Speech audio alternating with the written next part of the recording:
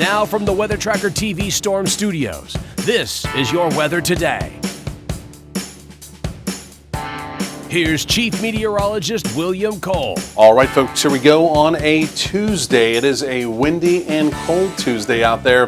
That wind was howling essentially all night long. Your trash cans may have been blown around, but really as we go through a good part of the afternoon, the winds do stay up, but there is some wind relief on the way as we get into this evening tonight. We'll talk about that wind timeline coming up, but also maybe a little more pressing now as we get closer to the weekend. We're still now tracking very carefully this opportunity of an Arctic blast. Looks now more than likely it is going to be working its way into North Texas Sunday and early next week. And the latest data continues to suggest there is going to be some wintry precipitation that does come along with it. So again, you are going to want to start preparing, again, your property, your land, and again, eventually you're even going to want to more than likely pick up some supplies as well. Again, we're still several days away. The data's still going to evolve a little bit, right? So we're not completely locking everything into stone yet, but I do think cold air is on the way, and I do think more than likely in the area there's going to be some wintry precipitation. Again, more on that coming up. But at least as we go through this Tuesday, the sun has returned.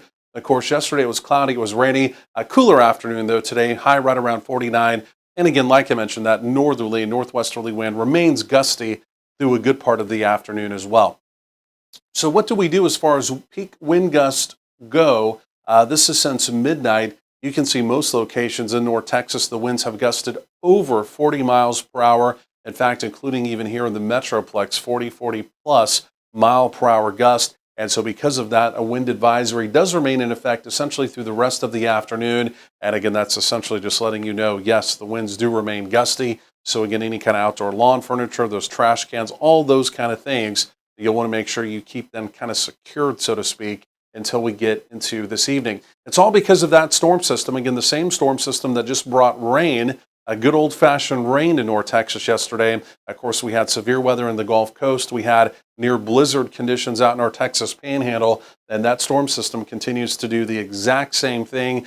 Tornado watches with even tornado warnings being reported down in the Florida Panhandle, parts of Georgia, even a few vortex signatures being picked up on radar. And again, also you can see the ongoing snow up across parts of the Midwest today as well. It's a pressure gradient wind, right? So as you get the change in pressure, area of low pressure, big deep area of low pressure that moved through, again, as that pressure gradient tightens, that's why the winds became so gusty. So as this big area of low pressure continues to pull away, eventually, like I mentioned later today, the winds will begin to relax. We're basically quiet for tomorrow, Wednesday. Then as we get into Thursday and a Friday, I'm still watching this storm system. Looks pretty impressive on the water vapor imagery. It's going to swing down into the southern plains. Maybe a few scattered showers around late Thursday and a Friday. I don't see it being a big rain event for us. We'll track it carefully, but some low-end rain probabilities there.